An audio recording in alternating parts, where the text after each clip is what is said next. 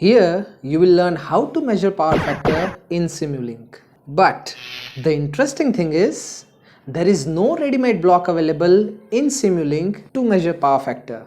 So now the question is how to measure power factor in Simulink. So that is what we are going to explore in this video. So let's get started.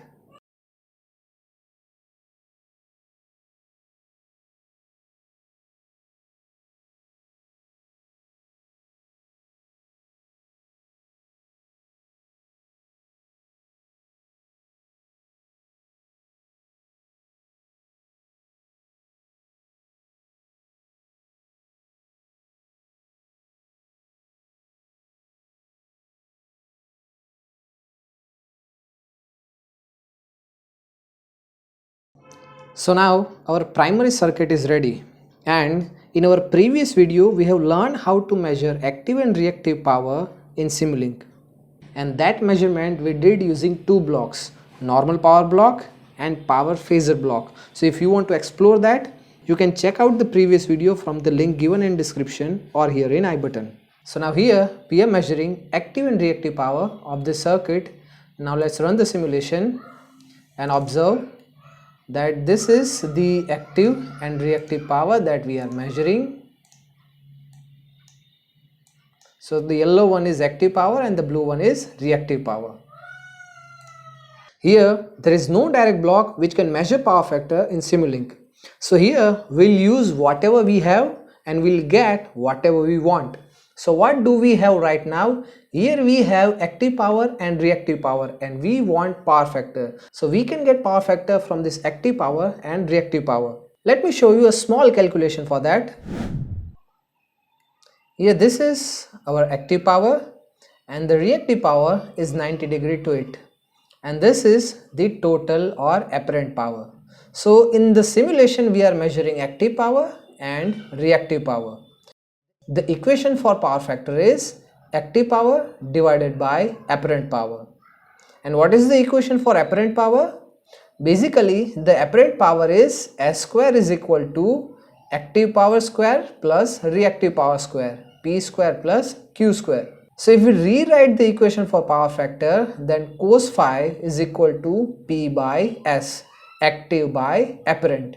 But what we are measuring? We are not measuring apparent power, but instead we are measuring active power and reactive power. So we'll rewrite this equation as cos phi is equal to P divided by under root P square plus Q square. So this will give us power factor cos phi. So now let's jump back to the simulation. So are you enjoying the simulation journey so far? Don't forget to hit the like button if you found this video helpful. And if you want to stay updated with more exciting Simulink tutorials, make sure to subscribe to our channel. And now let's move forward. So now we are going to use one block which is named as FCN. Basically that is function. So we'll take this FCN block, right? Now we'll take one mux. We'll connect this P and we'll connect this Q. So we are combining two signal and giving this to this FCN. Now we'll open this FCN. We'll remove this expression and write our new expression.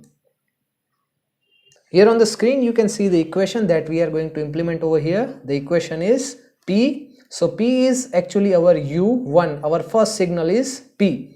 So we'll write U of 1. That means our first input divided by, now everything is under root, so we'll write SQRT of U1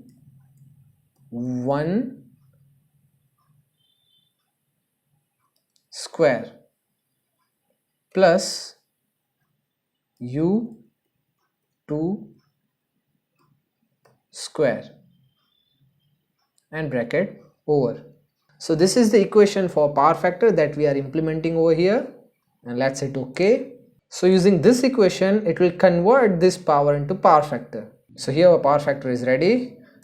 Now we'll add a display.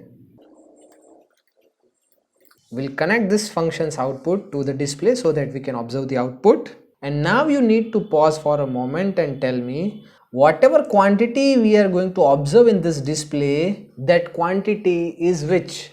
whether it is cos phi or it is phi. So write the answer in comments below so that I can identify that how much attentive you are in this video. So now it's time to reveal the answer. The quantity we'll observe over here, that will be cos phi, right? That is power factor.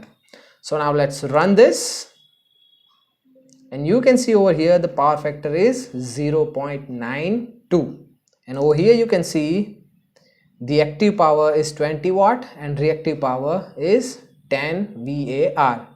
Now let me increase the reactive power to 30 VAR. So here you can see the reactive power is more and active power is less. And now let's find out the power factor. Now there is another question. If I am increasing reactive power, what should be the change in power factor? Whether it will increase or it will decrease from here. What do you think? Write the answer in comments below, and then we'll see how many of you are right. Now let's run. So the updated answer is 0.66. So the power factor will reduce when we increase the reactive power. Now from this power factor you can even find out the angle, and to find out the angle from this you have to do this. Let's say ACOS. So this ACOS just simply does inverse of cos. So the ACOS is connected over here. Now we'll take another display, we'll connect it, and now let's run. The angle shows 0.83 around. Okay, so this angle is in radian, so we're supposed to convert it into degree. So let's remove it. So we have added a gain block. Now in order to convert from radian to degree, you're supposed to multiply it with gain of 360 by 2 pi. Okay, now let's run. Oh my god, it's 474. It's not the correct answer. Let me open it. Okay, so this is the mistake that I did. I supposed to make a bracket over here. And now let's run. Okay, so the angle is 48 degree and the power factor is 0.66. Let me change it again. Now I am making reactive power 0. So when the reactive power is 0, what should be the power factor? Any guesses? Write your guesses in comments and we'll see it now. The power factor is unity and the angle is 0. Change it again. And the result is in front of you.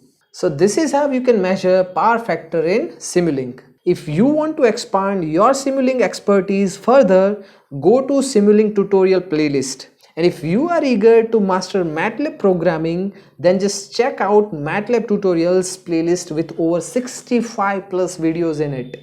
So see you in next video.